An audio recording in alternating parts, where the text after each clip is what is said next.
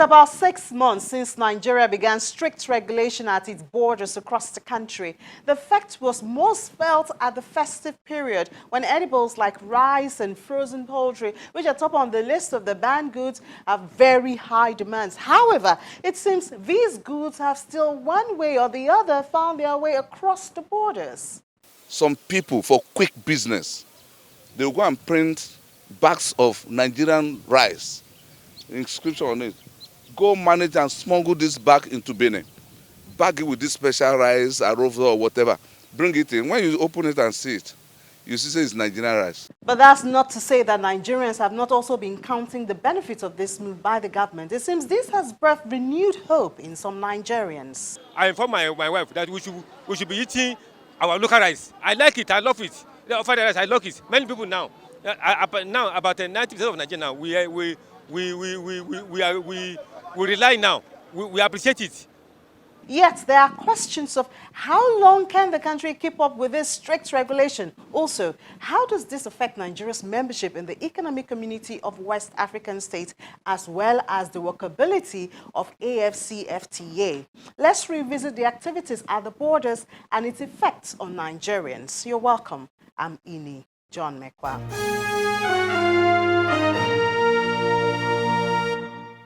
In 1975, 15 countries in West Africa, Nigeria included, signed a treaty with the aim to promote economic integration and collective self-sufficiency within its population, which as at 2015 was at about 350 million. This union was called the Economic Community of West African States. As a trading union, it's meant to create a single large trading bloc through activities which include industry, transport, telecommunications, energy, agriculture, natural resources, commerce, monetary and financial issues, social as well as cultural matters. These activities should actualize the vision of ECOWAS, which is to create a borderless region where the population has access to its abundant resources and is able to exploit same through the creation of opportunities under a sustainable environment. To further accentuate the objective of ECOWAS, in May 2019, the African Continental Free Trade Area (AFCFTA) came into force after its ratification by a sufficient number of African countries, marking a critical milestone in the Pan-African trade journey. The AFCFTA is predicted to boost the combined consumer and business spending and increase intra-African trade by at least 53%, and trading under the AFCFTA framework is slated to start in July 2020. The World Bank has estimated 80% of import into Benin Republic are destined for Nigeria. Perhaps this is why just 3 months after the signing of the AFCFTA, Nigeria started a strict regulation of movement of all goods on land from countries around. Goods captured in the ban include rice, live and dead birds, including frozen poultry, refined vegetable oils and fat, bagged cement, second-hand clothing, some spirits, pistols disguised in any form, fruit juice in retail parks, weapons and ammunition of any description, and a whole lot more. Mr. Bimbola Ashiru is the immediate past Commissioner of Commerce and Industry for Ogun State, one of the border states with Republic of Benin, a very busy region for the movement of some of the banned goods. As a former government official, he says his concern is on the state of local industries that are exposed to the pressure of dumping. So we look at areas where we have comparative and competitive advantage, and we work together. We are ECOWAS, so there must be free movement of trade, goods and services, but not to the detriment of one country. We are a population of almost 200 people.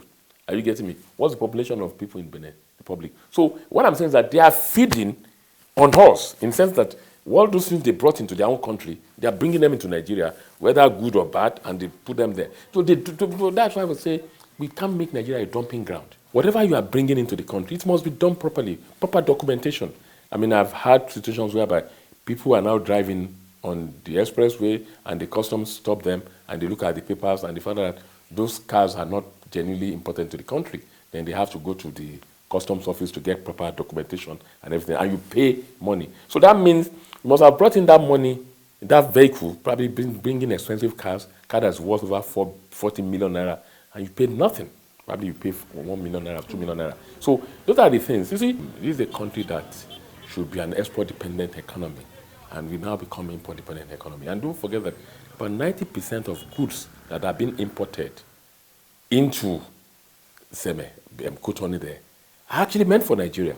And they don't even come through Nigerian borders. So the point here is that how do we account for it? What is the IGR revenue income coming from? Where are they coming from? And not only that, it's a bit harmful to us as a country because hams are being packed, are being imported into this country through that border because it's a legal route. Are you getting me? But having said that, we need to be awake to our own responsibility as a government too. And what do I mean by that? I hope the border closure will not make some customs to become billionaires overnight because now it's been closed. And we are saying that, okay, things are coming through Apapa Port. Fine, that's fine. But I hope some people are not still smuggling things into the country, and some people are being compensated for that, and some people are feeding fat because of that. So those are the things we need to look at. Because, you see, when we make laws in this country, some people are sitting in their corner and they are making money, they are becoming billionaires. So we must be able to check that. The first of Mr. Ashiru may have been confirmed by the fact that foreign rice and frozen poultry can still be found in the country, albeit at higher prices. The Chairman Association of Nigeria Licensed Custom Agent, Basiriu Fani, shares his observation on how this may have gone past the strict regulation. A lot is happening. Now, some people for quick business, they will go and print bags of Nigerian rice, inscription on it. Go manage and smuggle this bag into Benin. Bag it with this special rice, arroz or whatever. Bring it in. When you open it and see it, you see it's Nigerian rice. Though you ask, how is it coming from here? But it's happening now. It's not hearsay. It's happening. Yes. Day before yesterday, I was somewhere in Badagry. Okada just brought the man with 2 heavy bags. I look on it. Made in Nigerian rice, empty bag. They are taking it across the border, through the bush. They will go, seal it with arrozo, whatever the name of my choice. Though they tell the people in Lagos that this is Cotonou rice, but for us to have easy access here, we have to. It's happening. It's a country whereby people want to make money quick. That is our problem.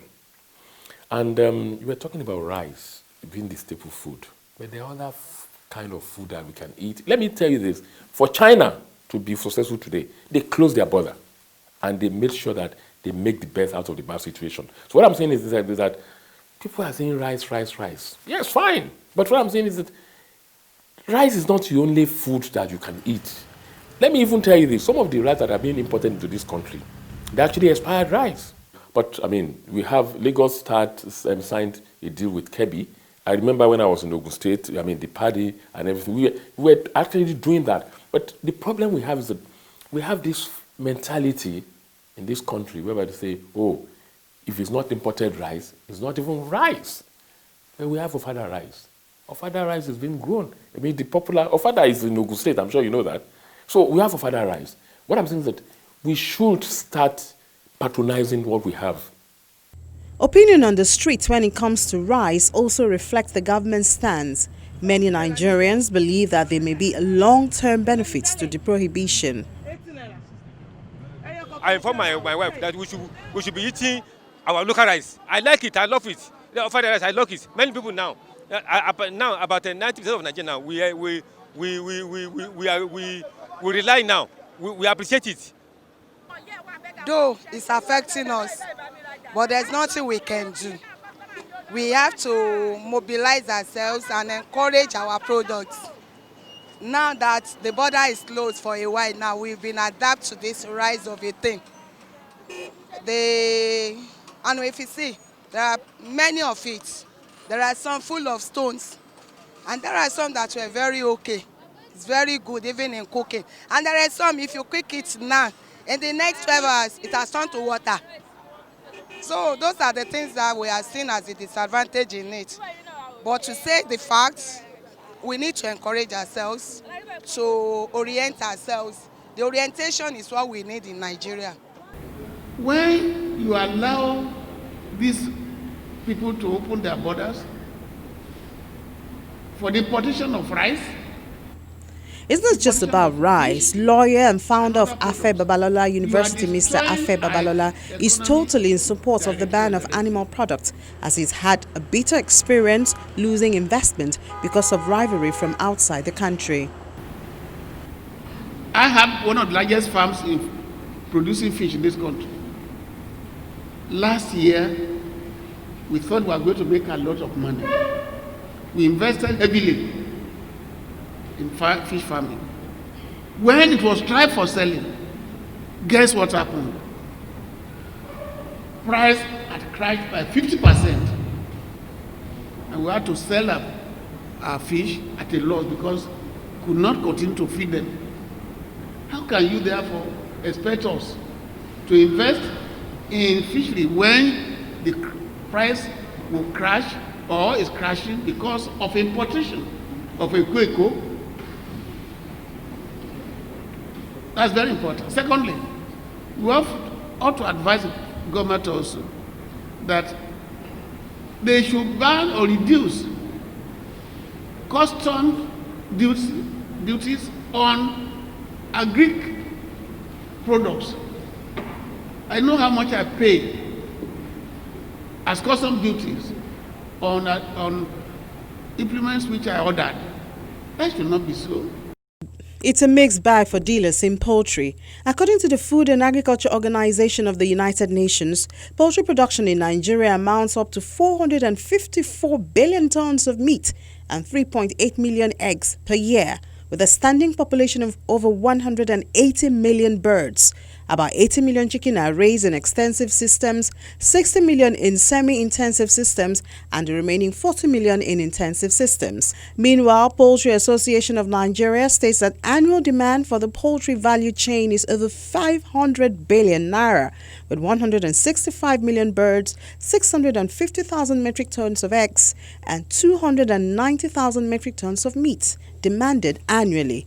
Of this, local production is only addressing 30%, while the rest, which is 70%, is imported. The closure of the border really affects the prices of the goods nowadays, because we thought when the border was closed, everything will be at cheaper rates now, but it's not as so. The ban came at the right time, some months before the festive period, so we have closed most of the gaps. Poultry farmers are not going back. Those that have closed their farms before, they are not going back to the farm. Those that are doing low-key business before, they are not scaling up. And things are going on well for farmers. Communities in states like Kwara, Oyo and Katsina have been facing some harsh consequences of the border closure. Even before now, many have complained of lack of government presence, as some of the residents depend on resources from neighboring countries. Now, with the strict regulation, they say survival has become even more difficult. Those small markets and the small business here in our communities has been collapsed, especially on that stopping transportation of fuel 20 kilometers to the border site. When you see that the tailoring, welders, and even the soft drinks shops, mostly they have been locked their shop because of this shortage of fuel. This thing is affecting most of these border towns. Because even although here in Katsina, we have at least getting to 6 to 7 local government that has been affected. Jibia, Keita, Mashi, and in the horizon there is Meadua, Zango, and the Bore. All these local government, most of the people that have been crying about that shortage of fuel. Because even I myself, I have been taking my 1 gallon to go to Katsina and buy it for my generator, because we have no NEFA here. Either genuinely or not, the effect has spread to areas far away from the borders. I want to buy a bus to my house, and my house is at Prayer City after my going. So the reason why everybody is claiming border closure in this place is because normally we have to board a bus from Bega to Prayer City at the rate of 100 naira, but now it's now 200 naira, or sometimes maybe after a lot of begging 150. Okay, but how does the closure of the border down at Ijiroko affect the bus that is going from Bega to Prayer City? Ma, the business is best known to them because most of them, some of them will even tell you that the price of petroleum has gone high. And so some of them, a lot of reasons, they just tell you. Some of them will tell you that there's hold up, and when we get to the road, when we start going now, we'll not see anything. Majority of Nigerians actually support the regulation of the government. However, many advocate that only a proper picture, which includes but is not limited to the borders, can bear the needed fruits in the economy. When you're dealing with a system that has leakages, now I'm trying to not to use the word corruption, but that's just what it is. If the system allows for that, that is what we'll get. So some people are going to get rich at the expense of others. True. But if you take it as a part of a bigger picture, a bigger strategy plan, which, to be sincere with you, I'm not sure is what we have in place now, but I'm optimistic, so I'm hoping for the best. If the bigger picture is that border closure is a tactic within a broader strategy aimed at, diversifying our economy, growing our industries, then we'll suffer the initial discomfort, but in time, we're going to get the benefit nationally now because I'm pan-Nigerian and pan-African in my disposition. Now, the idea is this: we need a mind shift. And people know me as a mind shift guy, but the truth is we need a mind shift as an entity called Nigeria in terms of what we do and why we do what we do. So if we have a system, now I'm talking about the government, that is sincere in wanting to industrialize Nigeria, in wanting to encourage manufacturing, wanting to encourage local consumption, which works better for the local economy, then that is a step in the right direction in terms of border closure. Japan was dead after Second World War, but between 1946 and 1954, Japan went through a strategy of protectionism and strict regulation of their own industries, coupled with the government heavily investing in infrastructure, strengthening the trade unions in Japan, and then making sure they had a strong relationship between the trade unions and the government agencies, the MDAs that we call them here, such that within an 8-year period, Japan had laid a solid foundation for the rapid growth that we saw from 54 all the way to 72. The government cannot also ignore the fact that some business operators have not had or heard palatable stories about operations at the ports. For instance, in Rivers State, South Nigeria, Port Harcourt Port is not optimally functioning, and many have blamed it on insecurity as militancy and piracy increase the costs and risk associated with transporting goods through these areas.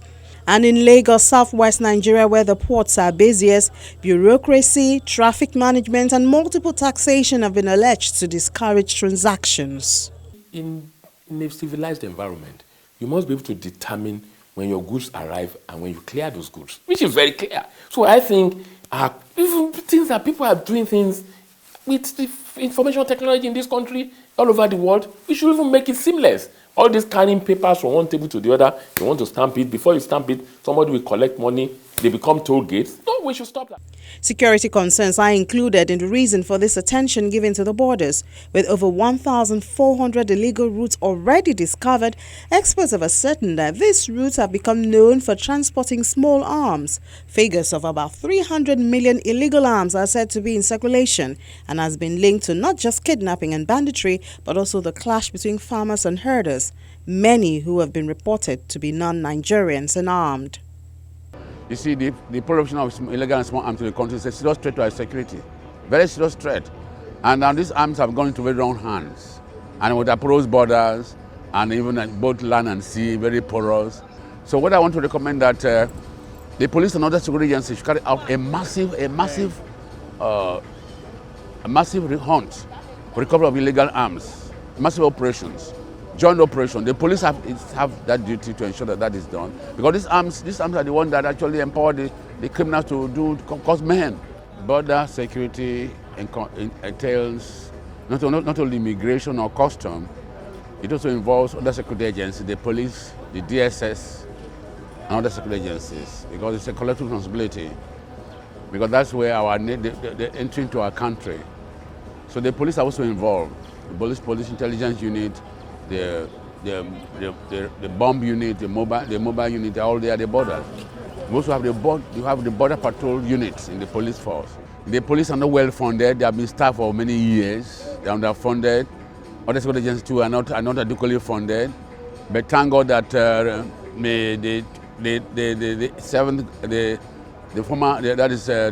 eighth assembly were able to pass the bill on police trust fund, which Mr. President assented to. But again, Mr. President has not appointed a committee that will manage the fund. If that is done, it will go a long way helping to at least as alternative funding for the police. And that will also help in the issue of procurement to procure the necessary technology and necessary equipment that will beef up the policing capacity of the police. Recently, Mr. President launched some equipment at the police force headquarters. These are things that only will actually motivate the police, try to at least build capacity of the police in policing operations. So because the government, these agencies are not adequately funded. The problem is funding, training too. Training is important, because even if you give them the equipment, if they're not trained, they're able to effectively use those equipment. So they need training. And again, the problem of, like I said, the shortage of manpower. The manpower, the ratio is very, very wide as compared to the UN standard. So we're told we're about 200 million people in Nigeria, and the police about less than 400,000, and with no equipment, no technology, poorly paid, no mobility, no vehicles, and so forth. So I think I hope that in 2020, like Mr. President did promise in his New Year speech to the nation, that he was going to ensure that he bequeathed to the nation a police force that actually will adequately fight crime and ensure that the country is safe and secure for all citizens. As much as the local industries stand the danger of being swallowed by importation, Nigeria, as a member of ECOWAS and a signatory of AFCFTA, cannot hold back doing business with other countries. So, with the strict regulation comes list of conditions for economic interaction. On the transportation of goods within ECOWAS and across borders, we will now insist on proper recognized packaging of those goods. No longer will we have, goods, all shapes and sizes, just going through the borders. We're going to have an accepted conditions for the packaging of goods that will be transported by road across our borders. Goods produced predominantly produced in ECOWAS member states, the rules of origin must be satisfied. So we have to avoid any possibility of dumping. So if goods are produced in ECOWAS member states, those goods must be in majority produced in those countries. Or if they are coming from outside ECOWAS, the value addition made by an ECOWAS country must be over 50%. We absolutely insist on the dismantling of all the warehouses along our common borders. So no longer will we accept anybody coming into the country through land borders with anything other than recognized passports. The federal government has spoken and made public the terms of doing business across the borders. However, the risk of compromise by personnel who would implement this condition is the next assurance that Nigerians are asking for.